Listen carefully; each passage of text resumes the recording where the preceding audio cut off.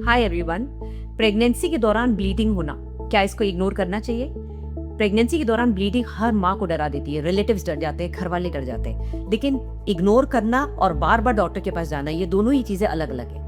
कई लोग इग्नोर करके घर बैठे रहते हैं, चलो कोई बात नहीं, हम बाद में दिखा देंगे, उसमें बच्चा खराब हो जाता है। कई बार डॉक्टर के पास आप रोज पहुंच जाते हैं, डॉक्टर बोलते हैं कल तो सोनोग्राफी करिए, कल तो इंजेक्शन लेना है। तो आज मैं आपको इस वीडियो के जरिए बताऊंगी कि ब्लीडिंग होती क्यों है और ब्लीडिंग होने के बाद आपको तुरंत क्या करना चाहिए। मैं हूँ doctor Sonal Parihar, trained gynaecologist from BHU Varanasi and London. तो प्रेगनेंसी के दौरान ब्लीडिंग होना एक बहुत ही स्ट्रेसफुल इमोशनल कंडीशन है, जिसमें कि डेफिनेटली पेशेंट बहुत स्केयर हो जाती है। It's a very scary condition, क्योंकि प्रेगनेंसी में bleeding is not a normal condition.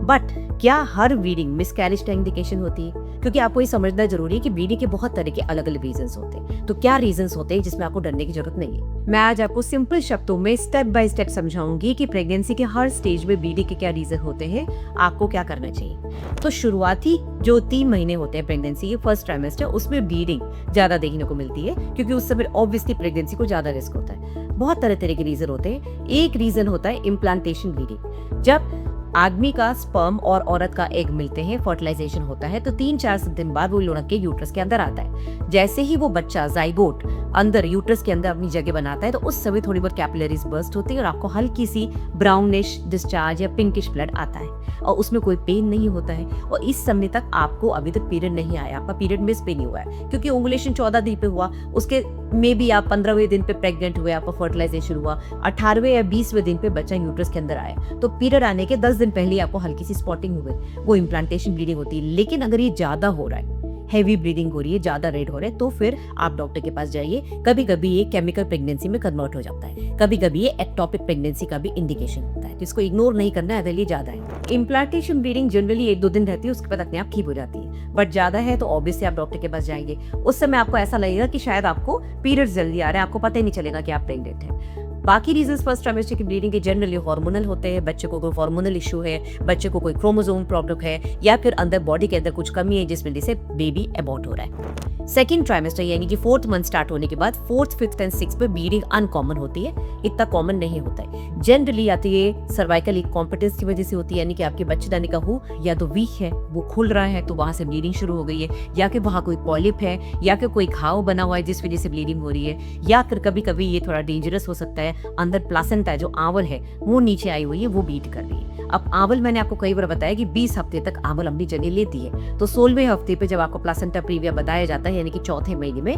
तो पूरे चांसेस होते हैं कि ऊपर चली जाएगी। इसी तरह से 20वें हफ्ते में जब आपका एनोमली स्कैन होता है, तब भी अगर आंवल नीचे है तो भी 95% केसेस में ऊपर चली जाती है। तो सेकंड ट्राइमेस्टर में ब्लीडिंग ज्यादातर या तो सर्विक्स की वजह से होती है, खुलने की वजह से, या पॉलिप की वजह से, या आंवल की वजह से होती है। आंवल वाली जो ब्लीडिंग है या पॉलिप वाली जो ब्लीडिंग है वो पेनलेस होती है, इस पे कोई पेन नहीं होता, फ्रेश ब्लड आता है। थर्ड ट्राइमेस्टर में आते हैं 7वां, 8वां और 9वां महीना। डेफिनेटली ब्लीडिंग अगर होती है तो बहुत रिस्क है। सबसे बड़ा कारण इस समय होता है प्लासेंटा, यानी कि आंवल का या तो नीचे आना, आंवल आपकी नीचे है, ऊपर गई नहीं, जैसे मैंने बताया 95% केसेस में ऊपर चली जाती है, नहीं गई तो बीट करेगी। या पर एक और खतरनाक कंडीशन होती है कि आंवल ने अपनी जगह छोड़ दी, टाइम से पहले बच्चेदानी की दीवार से वो अलग हो गई, उसको बोलते हैं प्लासेंटल एब्रप्शन। उस समय बच्चे के लिए बहुत रिस्की होता है, क्योंकि suddenly blood supply cut off हो जाती है, पेट एकदम टाइट हो जाता है, आपको शायद कॉन्ट्रैक्शंस भी शुरू हो जाए। ये बहुत रिस्की कंडीशन होती है। तो बेसिकली आप ये रूल याद रखिए कि प्रेगनेंसी के समय कभी भी फ्रेश रेड ब्लीडिंग, अगर पेन के साथ हो रही है तो वो गड़बड़ी,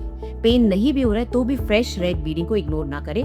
हल्का फुल्का brown discharge, collected blood, dark red blood, वो नॉर्मल होता है। कितनी बार पेशेंट्स आते हैं, फोन करते हैं, मैडम आपने कल सोनोग्राफी करनी थी, आपने परसों सोनोग्राफी करनी थी, आपने बताया था बच्चे की चाप तो ब्लड का कलेक्शन है, जिसको सब कोरियोनिक हैमरेज बोलते हैं। मैंने उनको बताया कि 1-1.5 महीने में अपने आप सूखेगा, थोड़ा बहुत ब्लड निकलता रहेगा, तो सेक्सुअल एक्टिविटी अवॉइड करनी, हैवी बहुत अवॉइड करना है। उसके बावजूद अगर डेली ब्लड आता है तो वो डेली परेशान होते हैं। अगर वो ब्राउन है, उसमें पेन नहीं है और उसमें साथ में रेडनेस नहीं है, बिल्कुल कलेक्टेड ब्लड जैसा है, तो उसको इग्नोर करें। तो किसी भी चीज को तब तक इग्नोर करें जब तक आपके डॉक्टर कहे सब सेफ। तो सवाल ये उठता है कि भाई किस ब्लीडिंग में डॉक्टर को फोन करें, किस ब्लीडिंग में डॉक्टर के पास जाएं, किस ब्लीडिंग में खुद मेडिकेशन लें। तो पहली बात तो खुद मेडिकेशन लेनी ही नहीं है अनलेस कि आपके डॉक्टर ने प्रिस्क्राइब कर रखी हो। आप खुद अपना ट्रीटमेंट ना करें, क्योंकि बच्चे के लिए, माँ के लिए हर 1 घंटा, हर 1 मिनट इंपॉर्टेंट होता है। अगर ब्लीडिंग बढ़ रही है, ज़्यादा हो रही है, भले ही आपने कल दिखाया है तो भी आप जाइए। आपको साथ में पेन आ रहा है, आप बिल्कुल जाइए। अगर डॉक्टर आपके फ़ोन पे अवेलेबल है और आप दूर रहते हैं तो आप फ़ोन पे उससे बात करिए,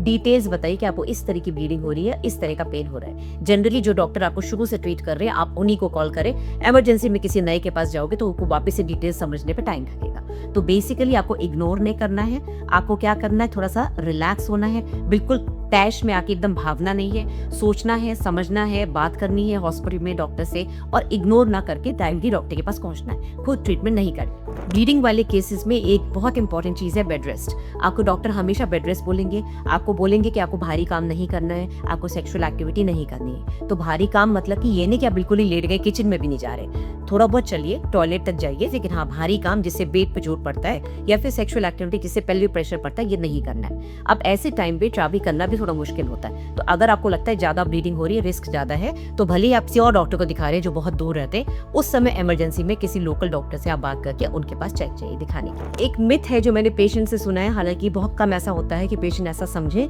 कुछ लोग कहते हैं प्रेगनेंसी में हल्की फुल्की स्पॉटिंग होना तो नॉर्मल है, स्पेशली शुरू के कुछ दिनों में। ये एबनॉर्मल है, ये सही नहीं है। यस, फर्स्ट ट्राइमेस्टर ब्लीडिंग में हो सकता है इम्प्लांटेशन ब्लीडिंग हो सकता है सेकंड ट्राइमेस्टर में आते आते आपका प्लासेंटल ब्लीडिंग हो, क्योंकि उस समय थर्ड एंड फोर्थ मंथ के जंक्शन पे आवर पूरी बॉडी से चिपकती है, यूट्रस की वॉल से चिपकती है। यस, ये नॉर्मल होती है, बट आप प्लीज एक रूल बना ले, किसी भी तरीके की ब्लीडिंग को इग्नोर ना करें। उसको बिल्कुल ये ना सोचे कि नॉर्मल है, अनलेस कि आपके डॉक्टर कह रहे हैं कि नॉर्मल। अगर ट्रीटमेंट की बात करें तो डॉक्टर आपके टेस्ट करेंगे, पहले चेक करेंगे कारण क्या है। कई बार कारण नहीं समझ में आता तो भी ब्लीडिंग हो रही है, तो ऐसे में हो सकता है आपको एडमिट करें, क्योंकि एडमिट करने के बाद डॉक्टर को 1-2 दिन मिलते हैं समझने में, आपको हिट एंड ट्राई कुछ मेडिसिन देने में, इंजेक्शन देने में, जिससे वो समझ में आता है कि ब्लीडिंग कहाँ से आई थी। नहीं भी समझ में आता है तो एटलीस्ट वो आपको ट्रीट कर सकते हैं। कितनी बार ऐसा होता है कि रिपोर्ट्स में कुछ नहीं आता लेकिन तब भी पेशेंट को ब्लीडिंग हो रही होती है। तो ऐसे में अगर डॉक्टर आपको बोल रहे हैं एडमिट होने को, जिससे वो आपको कंटिन्यूअसली मॉनिटर कर सके, तो प्लीज हो जाएगी। राइट, तो प्लीज किसी भी वीडियो को इग्नोर ना करें। अगर ये वीडियो आपको हेल्पफुल लगा हो तो आप इसको शेयर करिए अपनी फ्रेंड्स के साथ। मुझे कमेंट बॉक्स में बताइए आपको और किस टॉपिक पे वीडियो चाहिए। अगर आपको मेरे से डायरेक्टली कंसल्ट करना है, इंडिया के अंदर कहीं भी बैठे, इंडिया के बाहर भी बैठे, तो आप मेरी वेबसाइट पे जाके कंसल्टेशन बुक कराओ। स्क्रीनशॉट उसका पेमेंट का आप मेरे को इस नंबर पे व्हाट्सएप करो। ये नंबर साइलेंट रहता है, इस पर गौर ना करें। आप इसमें डायरेक्टली व्हाट्सएप करें कि मेरे को डॉक्टर सोनल से कंसल्ट करना है, तो मेरी टीम आपको जवाब देगी। Thank you very much. इसी तरह से बने रहिए और इन्फॉर्मेशन के लिए मेरे चैनल को फॉलो करते रहिए।